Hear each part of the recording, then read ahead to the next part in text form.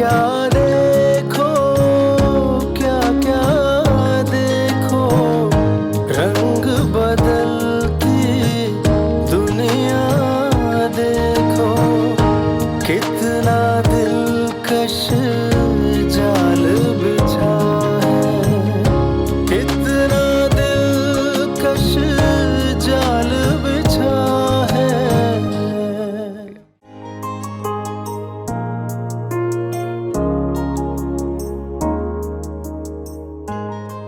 उसने कहा है कि वो आएगी। आ रही है मतलब वापस पाकिस्तान? हाँ, बहुत प्यार करती है मुझसे, ज़रूर आएगी वो।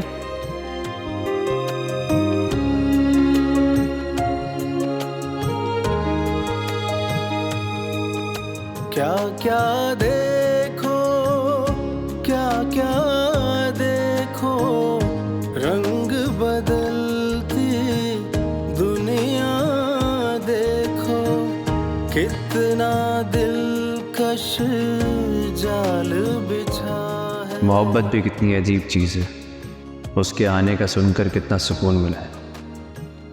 हालांकि ना तो वो मेरे लिए आ रही है और ना ही मेरे साथ रहने के लिए, लेकिन एक सुकून सा है। कैसी सर्द जंग है, हर वक्त मेरे दिलो दिमाग में जारी रहती, जो रुकने का नाम ही नहीं लेती, और ना ही कोई जीत रहा है ना ही कोई हार रहा है। स्वालिया की मोहब्बत कहती है कि बस वो ही वो है और वो गलत नहीं हो सकती, मेरे साथ गलत भी नहीं कर सकती। दूसरी तरफ हालात वाक़यात जो दीवार बने खड़े हैं कि स्वालिया बेवफा साबित हो चुकी है, उसकी बेवफाई अपनी जगह, लेकिन वो आ जाए तो उसे देख लो, कुछ तो सुकून मिल जाएगा।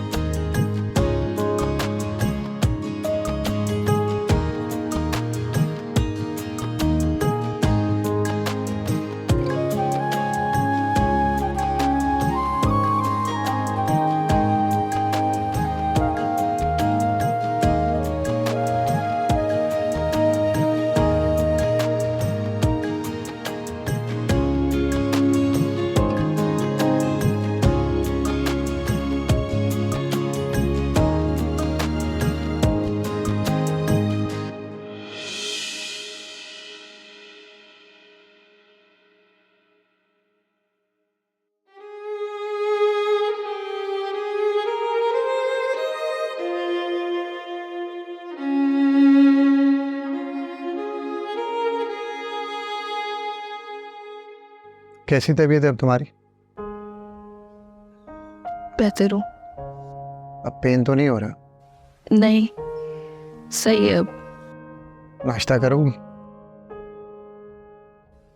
तुम कहीं जा रहे हो क्या? नहीं, मुझे तुम्हारे पास रहना अच्छा लगता है।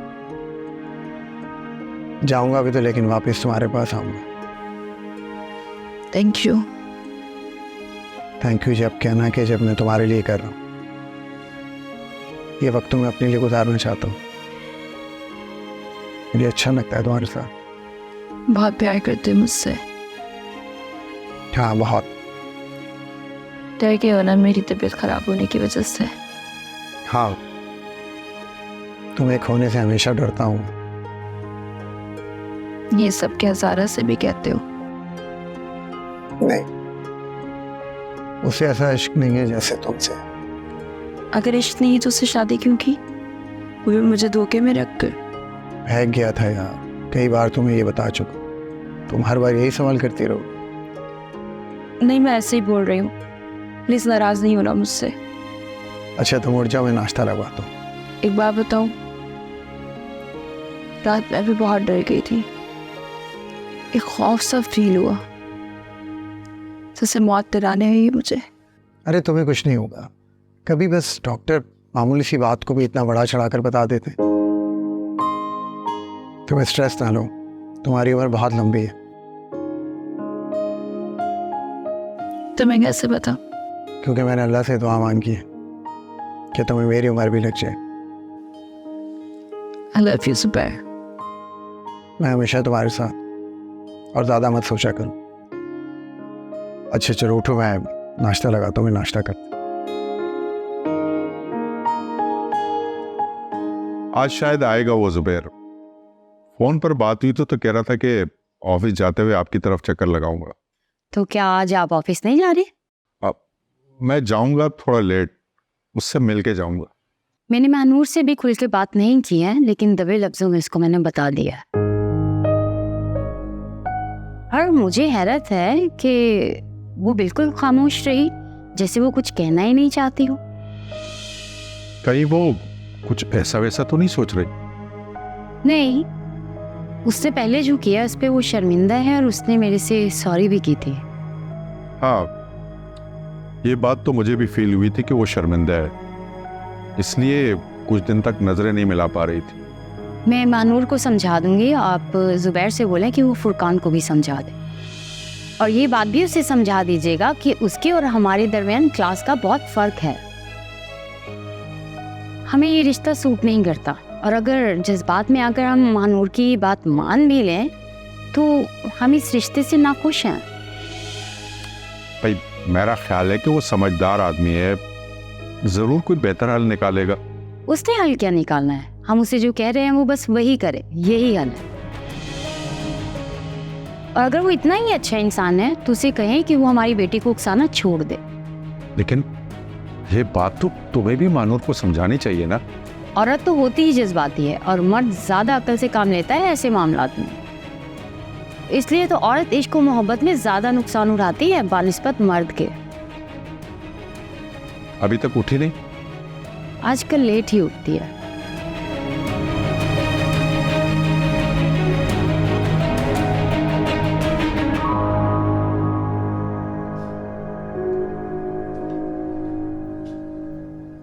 कहीं जा रहे हो क्या? हाँ मैं कहीं जा रहा हूँ, थोड़ी देर में वापस आ जाऊँगा। तुम ये बताओ तुम्हारा क्या प्लान है? तुम घर पर ही हो? जैसा तुम कहो वैसा कर लेंगे। यार मैं तुम्हें पहले भी कहा है ना कि ये जी हजूरी ना किया करो, तुम्हें बिल्कुल सूट नहीं करती। तुम हुक्म दिया करो, ये बताओ क्या करना है। जुबैर, इंसान भी कितना अजीब होता है ना। जब मैं पहले तुम पे हुक्म चलाती थी, तुम कहते थे कि मैं हर वक्त हुक्म चलाती रहती हूँ, तुम्हें शौहर कम मेरा मुलाजिम ज़्यादा फील होता है। और अब जब मैं तुम्हारी सुनना चाहती हूँ तो तुम कह रहे हो कि हुक्म चलाओ। हाँ वो तो मेरा शिकवा था, लेकिन तुम्हारे लहजे की खूबसूरती इसी में है कि तुम मोटर चलाओ, हुक्म क्या करो मुझे। अच्छा, लेकिन पता नहीं अब मुझे क्यों लगता है कि मेरे पास कोई इख्तियार ही नहीं है। सारे इख्तियार तो तुम्हारे पास है। ऐसा नहीं, अगर तुमने कहीं मेरी बात मान भी ली तो ये तुम्हारा प्यार है। तुम अगर ना मानो तो मैं मजबूर और बेबस हूँ, क्योंकि सारे मामलात में बाख्तियार तुम ही हो। मैं सारे इख्तियार तुम्हें दे दूंगी जुबैर, बस तुम मुझसे दूर नहीं होना। मैं क्यों दूर होऊंगा? और ये तुम अचानक से इतनी बुज़दिल क्यों हो गई हो? औरत उसी दिन बुज़दिल हो जाती है जिस दिन उसकी शौहर की ज़िंदगी में कोई दूसरी औरत आ जाए। लेकिन मेरी पहली और आखिरी मोहब्बत तुम हो बिल्किस।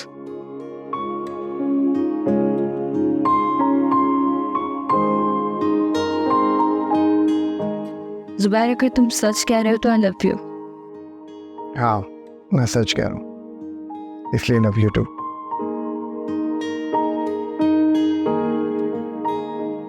चलता हूँ।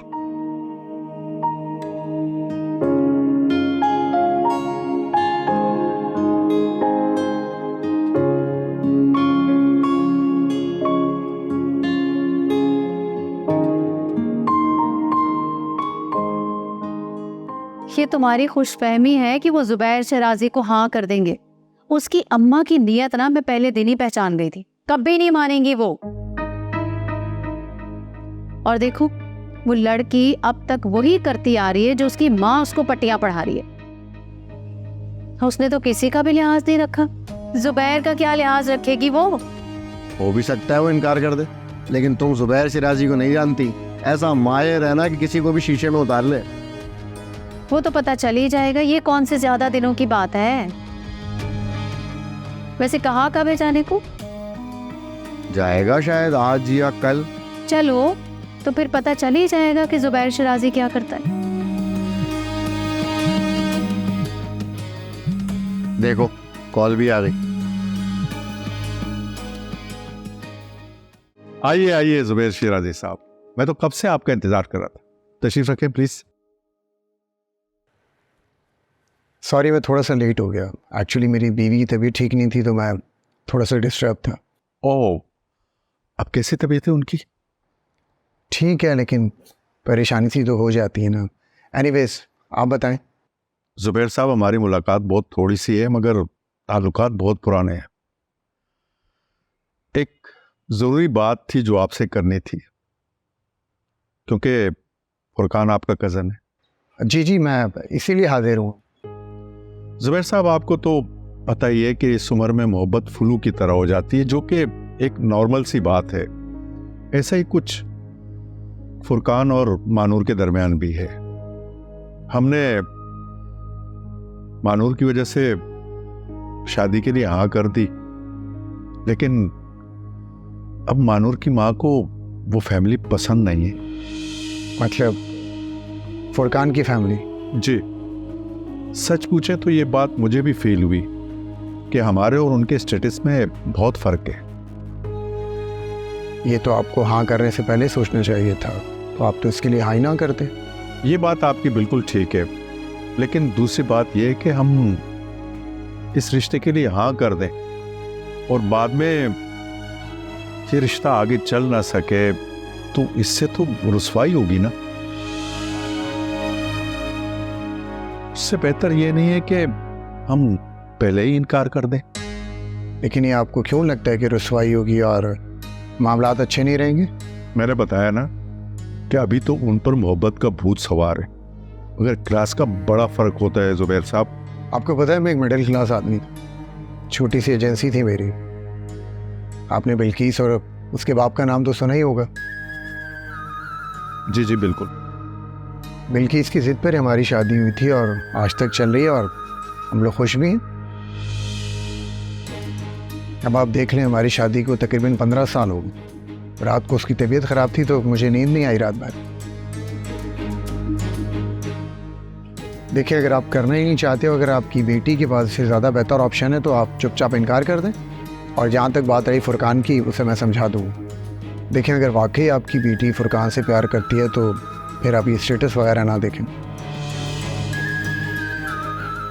देखिए, जो दुनियावी चीज़ें होती हैं ना, इनसे इंसान खुश नहीं रह सकता। खुश रहने के लिए इंसान को एक दूसरे की ज़रूरत पड़ती है। सही कह रहे हैं आप। मैं जब मानूर की परेशानी देखता हूँ तो सोचता हूँ कि हमें ये सब कुछ नहीं देखना चाहिए और इस शादी के लिए चुपचाप हाँ कर देनी चाहिए। अगर क्या करूँ, उसकी माँ को ये फैमिली समझ में ही नहीं आई।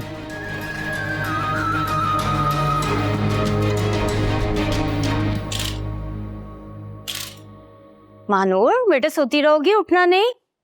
मम्मा सोने दे, दिल नहीं कर रहा मुझे उठने का। तबीयत ठीक है? जी, तबीयत को क्या हुआ है?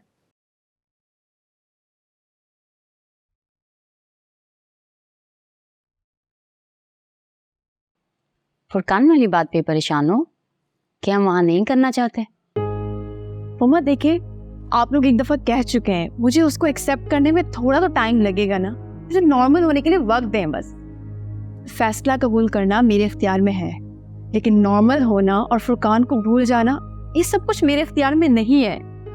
मैं समझ सकती हूँ बेटा, लेकिन हम तो तुम्हारी खुशियों के लिए डर रहे। वो लोग मुझे बहुत झूठे लगते हैं। उसकी बहन जिस तरह बोलती है या आके घर को देखती है, चीजों को देखती है, इससे मुझे लगता है कि वो किसी अच्छी फैमिली से नहीं है। मम्मा, मैं इस पे आपसे क्या बहस करूं? मैंने तो फुरकान को पसंद किया था ना। फुरकान बुरा नहीं है बेटा, लेकिन रहना तो तुमने उसी घर में है ना, उसकी बहन के साथ उस छोटे से फ्लैट में। मुझे तो लगता है कि इंसान घर से ज्यादा घर वालों के साथ रहता है। मतलब तुम बजिद हो? आप क्यों मना रही हैं मुझे? मैंने आपसे कहा ना कि मेरी खुशी आप लोगों के फैसले में है।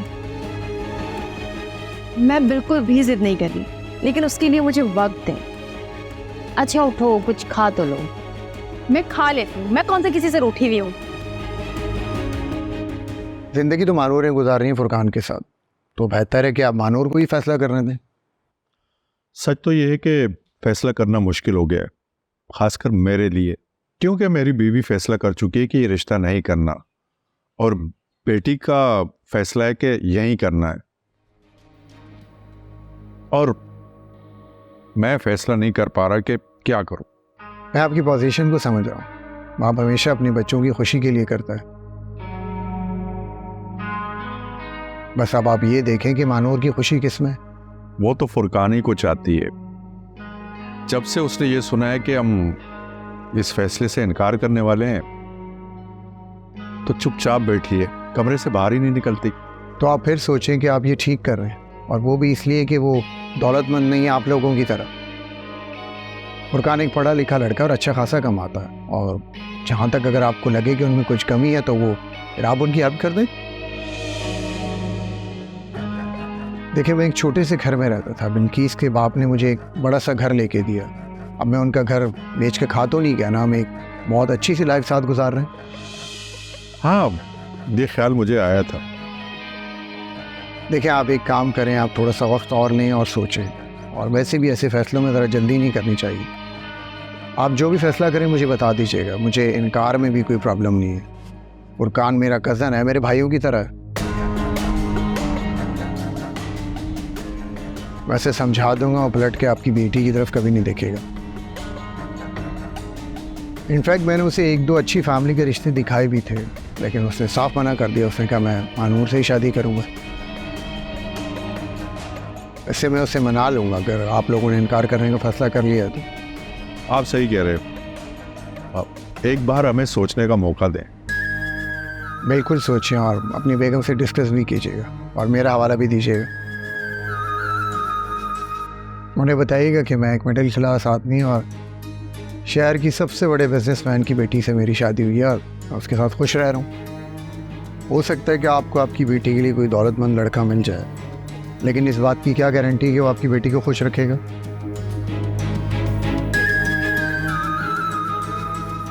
भाई, उन्होंने तो इनकार के लिए बुलाया था। मैंने आपसे पहले ही कहा था, वो इसीलिए आपको बुला रहे हैं। हाँ, उन्होंने बुलाया तो इसीलिए था, लेकिन मैं उन्हें सोच में डाला हूँ। सोच में? हाँ भाई, मैंने उन्हें कहा कि खुश रहने के लिए क्लास और घर का ताल्लुक नहीं होता। मैंने कहा अगर आपको लगता है कि आपकी बेटी खुश है तो फिर आप घर लेके दे दें। वाह, देखा, मैंने कहा था ना, आप जाएंगे तो पूरा गेम ही पलट जाएगा। उलट दिया मैं। अभी जो उन्होंने इनकार के लिए बुलाया था ना, सोचने के लिए टाइम लिया। देखते हैं अब आगे क्या होता है। आपने जो ख्याल उनके दिमाग में डाला है ना, मुझे नहीं लगता कि अब वो किसी भी सूरत इनकार करेंगे। तुम मानूर से राब्ते में रहो, इससे कहो कि उन्हें पुश करे, वो भी तो थोड़ा फोर्स करे उन्हें। अगर वो थोड़ा सा भी फोर्स करेगी ना, अंदर से तो बेटी के लिए सब कुछ करने को तैयार है। यार जुबैर साहब, पूरी कोशिश कर रहा हूँ, लेकिन सच पूछे वो लड़की जाल में आई नहीं रही। इसका मतलब है कि फिर जाल तुमने सही से बिछाया नहीं। कोशिश करो या फिर ड्रामा करो। हाँ, मैं करता हूँ कोशिश। वैसे उन्होंने क्या कहा, कब तक बताएंगे? बता देंगे, जल्दी क्या है। चलें ठीक है, इंतज़ार ही कर सकते हैं। वैसे thank you so much.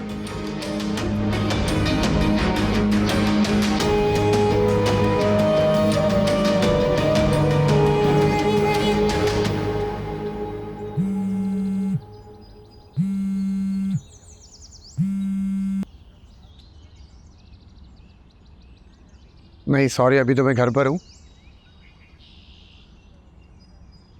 Phone पर बात नहीं हो सकती?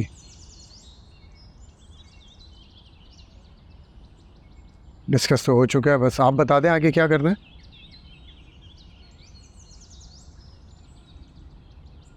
चलो ठीक है, मैं आपको कॉल कर लूँगा।